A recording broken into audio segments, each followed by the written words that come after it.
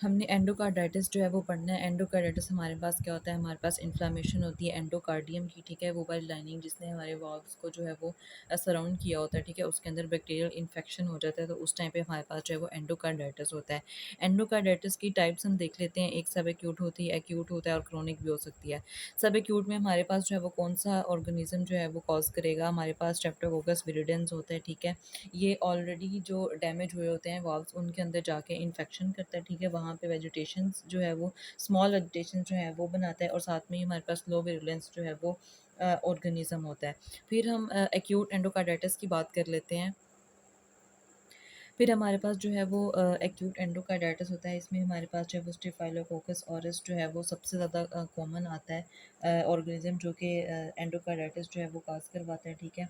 High virulence organism होता है staphylo कोकस aureus, ठीक है। हाई वेजिटेशंस बनती हैं और वो वॉल्व को डिस्ट्रॉय नहीं करता, ठीक है, लेकिन यहाँ पे लार्ज वेजिटेशंस बनना शुरू हो जाएंगी, ठीक है, और वो वॉल्व को जो है वो डिस्ट्रॉय भी करेंगी, तो इसको हम जो है वो कहते हैं कि ये हमारे पास एक्यूट एंडोकार्डाइटिस है, ठीक है। सब एक्यूट, एक्यूट से मतलब बिल्कुल जो पहले वाली स्टेज होगी हम उसको कह सकते हैं, और एक्यूट में हमारे पास जो है वो फिर ऑर्गेनिज्म अपनी ग्रोथ करवाता है और बाकी सारी चीज़ें होती हैं। फिर हमारे पास जो है वो एक और ऑर्गेनिज्म है स्टेफाइलो कोकस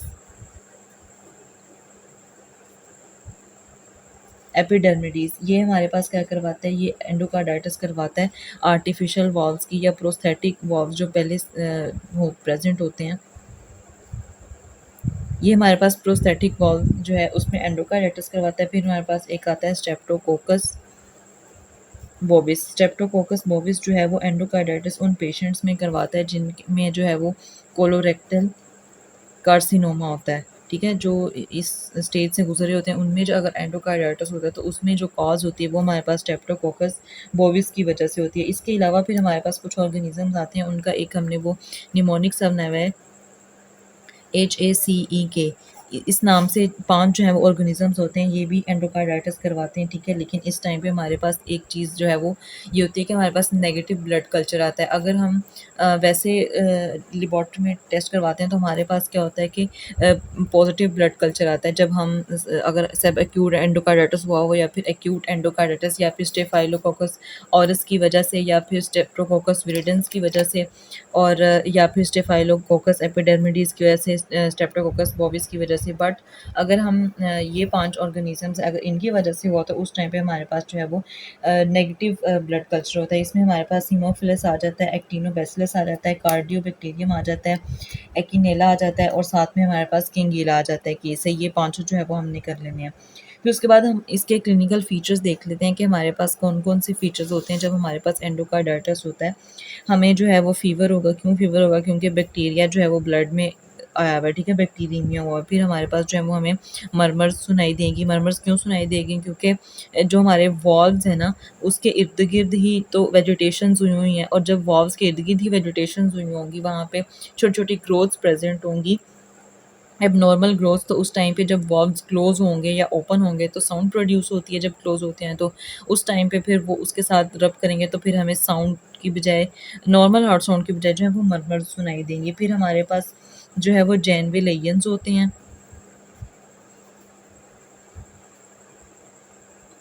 इसको हम जो है वो एरिथमेटस नॉन टेंडर लेयंस होते हैं हमारे पाम्स पे और सोल्स पे। इसके अलावा हमारे पास ओसलर नोड्स होते हैं। ओसलर नोड्स ये हमारे पास टेंडर लेयंस होते हैं। फिंगर्स और टोज पे हमारे पाम्स और सोल्स पे जो है वो नॉन टेंडर होंगे, और फिंगर्स और टोज़ में हमारे पास जो है वो टेंडर लेयंस प्रेजेंट होंगे। फिर हमारे पास जो है वो स्प्लिंटर हेमरेजेस आ जाती हैं नेल बेड के ऊपर, और हमारे पास जो है वो रोड स्पॉट्स आते हैं due to embolization of septic vegetations, क्योंकि वो जो वेजिटेशंस हमारे पास प्रोड्यूस हुई है ना, नॉर्मल ग्रोथ हुई हुई है, वो जो है उसकी एम्बोलाइजेशन हो जाती है, वो मूव करना शुरू हो जाती है, ठीक है। इसके अलावा हमारे पास एक और चीज़ होती है एनीमिया ऑफ क्रॉनिक डिजीज़। ये हमें हो सकती है क्योंकि हमारे पास क्रोनिक इन्फ्लेमेशन हुई होती है, तो हमारे पास ये चीज़ भी आ सकती है। फिर लेबॉर्ट्री फाइंडिंग्स में जब हम चेक करेंगे तो हमारे पास क्या क्या चीज़ आएगी। सबसे पहले तो हमारे पास पॉजिटिव जो है वो ब्लड कल्चर आएगा। इसके अलावा अब एनीमिया ऑफ क्रोनिक डिजीज़ के जब हम उसके अगर इस कॉज़ की वजह से हमारे पास हुआ होगा तो उस टाइम पे हमारे पास जो एचबी है वो कम आएगी, एमसीवी भी ऑफ कोर्स कम आएगी, फिर हमारे पास जो है फेरेटिन लेवल है ना वो इंक्रीज़ आएगा और टोटल आयरन बाइंडिंग कैपेसिटी है वो डिक्रीज़ आएगी, टीआईबीसी। सीरम आयरन जो है वो भी कम आएगा और इसके अलावा हमारे पास जो सैचुरेशन परसेंटेज है ना वो भी हमारे पास जो है वो कम आएगी। फिर हमारे पास क्या आता है कि इसकी एक और हम करवाते हैं ट्रांस एसोफेजियल इकोकार्डियोग्राम कि हम लेयंस को जो है वो डिटेक्ट करें कि वॉल्स के ऊपर कहाँ-कहाँ पे हमारे पास जो है वो लेयंस प्रेज़ेंट हैं। अब हम एक दफ़ा यहाँ से देख लेते हैं इसको कोई चीज़ रह गई हो तो। एक्यूट हमने पढ़ लिया कि स्टेफाइलोकोकस ऑरिस की वजह से होता है, हाइली जो है विरुलेंस होती है, लार्ज वेजिटेशंस होती हैं, ठीक है, पहले से ही वॉल्व्स जो हैं प्रेज़ेंट होते हैं, रैपिड ऑनसेट है इसका। सब एक्यूट में क्या है कि हमारे पास कोकाई जो है वो प्रेज़ेंट होता है, स्ट्रेप्टोकोकाई विरिडेंस वगैरह इसकी लो विरुलेंस है। फिर स्मॉलर वेजिटेशंस होती हैं उन कंजेनिटली एबनॉर्मल और डिजीज्ड वॉल पे, ठीक है। सिक्वेला ऑफ डेंटल प्रोसीजर्स या इसके में हमारे पास जो है वो ग्रेजुअल ऑनसेट होता है। सिम्टम्स वही फीवर, मर्मर्स, रोज स्पॉट्स, ठीक है। रोज स्पॉट्स क्या है हमारे पास, white round white spots on retina, ठीक है, surrounded by haemorrhages. Osler nodes होते हैं, रेज्ड लेयंस ऑन फिंगर और toe pads due to immune complex deposition, ठीक है। जेनरल लेयंस है, स्मॉल पेनलेस एडिथमेटोसिस लेयंस होते हैं, पाम्स या सोल के ऊपर स्प्लिंटर हेमरेजेस होते हैं और नील बेड्स के ऊपर। फिर associated with glomerulonephritis, septic arterial और पल्मोनरी एम्बोलाई में भी नॉन बैक्टीरियल। अब हमारे पास एंडोकार्डाइटिस जो है वो नॉन बैक्टीरियल भी हो सकता है।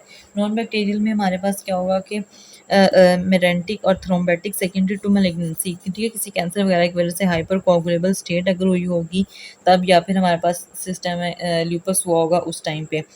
फिर हमारे पास वही के बैक्टीरिया की कौन-कौन सी ये सिम्पटम्स हैं, ये सारी उन्होंने बताई हुई हैं। फिर requires multiple blood culture for diagnosis, diagnose के लिए हम हमेशा जो है वो ब्लड कल्चर करवाएँगे। अगर नेगेटिव आता है तो फिर हमारे पास जो है ये सारे ऑर्गेनिज़म्स आएँगे, कोक्सीला बर्निटी, एक्टिनोबैसिलस है, कार्डियोबैक्टीरियम है, एकिनीला है, किंगलीला है। उसके अलावा हमारे पास माइट्रल वाल्व जो है सबसे ज़्यादा इन्वॉल्व है, लेकिन अगर ट्राइकस्पिड वाल्व एंडोकार्डाइटिस होता है तो वो हमारे पास आईवी ड्रग्स की वजह से होता है। अगर आईवी ड्रग्स जो है वो उसका यूजेज जो है वो ज़्यादा अब्यूज़ है तो फिर हमारे पास जो है वो ट्राइकस्पिड वाल्व एंडोकार्डाइटिस होगा, उसमें ट्राइकस्पिड वाल्व इन्वॉल्व है, अदरवाइज हमारे पास जो है वो माइट्रल वाल्व ही इन्वॉल्व होगा। Associated with S aureus, pseudomonas and candida S bovis is present in colon cancer, जो हमने देखा कि कोलोन हमारे पास जो कैंसर होगा कोलोरेक्टल कार्सिनोमा उसके अंदर प्रेजेंट होगा, S epidermis on prosthetic walls के अंदर प्रेजेंट होगा, ठीक है। एक्यूट पेरिकार्डाइटिस पढ़ते हैं, इसमें हमारे पास क्या होता है, इन्फ्लामेशन हो जाती है पेरिकार्डियम की। पेरिकार्डियम हमारे पास जो है वो पेरिकार्डियल लेयर प्रेजेंट होती है। ये पेरिकार्डियम जो है वो हमारे पास वो कैविटी होती है जिसके अंदर हमारे पास हार्ट जो है वो प्रेजेंट होता है, ठीक है, हार्ट की लेयर्स जो हैं उसके अंदर।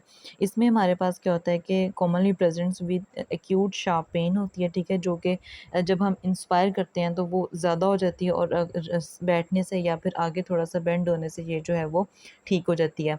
कॉम्प्लिकेशन इसमें हमारे पास जो पेरिकार्डियल एफ्यूजन आती है, ठीक है, प्रेजेंट्स विद फ्रिक्शन रब होती है। ईसीजी में हमारे पास क्या नज़र आता है, वाइड स्प्रेड एसटी सेगमेंट नज़र आएगा, एलिवेशन, ठीक है, और या फिर हमारे पास पीआर डिप्रेशन नज़र आएगी। इसकी कॉजेज़ हमारे पास क्या-क्या हो सकती हैं? पहले तो ये इडियोपैथिक होती है, ठीक है, मोस्टली, या फिर वायरल एज्यूम किया जाता है इसको, ठीक है। और कन्फर्म्ड इन्फेक्शंस वगैरह वो कौन-कौन से होते हैं, कोक्सेकी वायरस भी हो सकता है, न्यूप्लाज़िया हो सकता है। इसके अलावा ऑटो इम्यून डिजीज़ हो सकती हैं, एसएलई, रूमेटॉइड आर्थराइटिस वगैरह, यूरेमिया अगर हो जाए, कार्डियोवैस्कुलर जो है वो डिजीज़ हो सकती हैं, जैसे एक्यूट स्टेमी हो गई या फिर ड्रेसलर सिंड्रोम हो गई, ठीक है, रेडिएशन थेरेपी वगैरह इस वजह से। ट्रीटमेंट हम इसका क्या करेंगे, ट्रीटमेंट जो है वो हमारे पास एनसेड्स होती हैं, ठीक है, पेन वगैरह के लिए कोल्किकीन हम देंगे, एनसिड है वो ग्लूकोकॉर्टिकॉइड्स वगैरह देंगे। फिर हम जो है वो मायोकार्डिटिस पढ़ लेते हैं। मायोकार्डिटिस हमारे पास क्या होता है, इसमें हमारे पास इन्फ्लेमेशन होती है ऑफ कोर्स मायोकार्डियम की, ठीक है। इसमें हमारे पास हार्ट जो है वो इनलार्ज हुआ होता है और चारों चैम्बर्स या ऑल चैम्बर्स की जो है वो डायलेशन हुई होती है। सबसे ज़्यादा जो है वो 40 ईयर से कम जो एडल्ट्स हैं ना उनके अंदर ये प्रेजेंट होती है। फिर हमारे पास किस तरह से ये प्रेज़ेंट करती है, हाइली वेरिएबल जो है मतलब बहुत ज़्यादा इसमें चेंजेज़ होती हैं, ठीक है, जिसमें हो सकता है चेस्ट पेन है, फ़ीवर है, एरिथमियाज़ हो सकते हैं, परसिस्टेंट टैकीकार्डिया हमारे पास होता है, ठीक है, टे टेकी परसिस्टेंट टैकीकार्डिया होता है, ठीक है, out of proportion to fever is characteristic, ये इसकी करैक्टरिस्टिक है कि फीवर के अलावा भी हमारे पास जो है परसिस्टेंट टैकीकार्डिया हो सकता है। मल्टीपल कॉजेज़ हो सकती हैं, ठीक है, वायरल कॉजेज़ में adeno virus, कोवैक्सी virus, parvo बी19, HIV, एचएचवी6, lymphocytic infiltrate with focal necrosis, ठीक है, highly indicated of viral myocarditis. अगर हमें जो है वो लिम्फोसिटिक इन्फिल्ट्रेट प्रेजेंट है फोकल नेक्रोसिस पे, ठीक है, तो उसका वो हाईली इंडिकेट वो ये करेगा कि हमें जो है वो वायरल मायोकार्डाइटिस हुआ हुआ है। फिर हमारे पास पैरासाइटिक है, बैक्टीरियल है, टॉक्सिन्स की वजह से हो सकती है, रूमेटिक फीवर की वजह से हो सकती है, ड्रग्स हैं, ऑटो इम्यून डिजीज़ हैं जैसे कवास्की डिजीज़ है, सार्कोइडोसिस है, एसएलई है, पोलियो पोलीमायोसाइटिस है, मायोसाइटिस है, ठीक है। कॉम्प्लिकेशंस में हमारे पास क्या होगा, इसमें सडन डेथ होती है, एरिथमियाज होते हैं, हार्ट ब्लॉक हो सकता है, डायलेटेड कार्डियोमायोपैथी हो सकती है, हार्ट फेलियर होता है, म्यूरल थ्रोम्बस होता है और साथ में हमारे पास जो है वो सिस्टेमिक एम्बोलाई भी बन जाता है।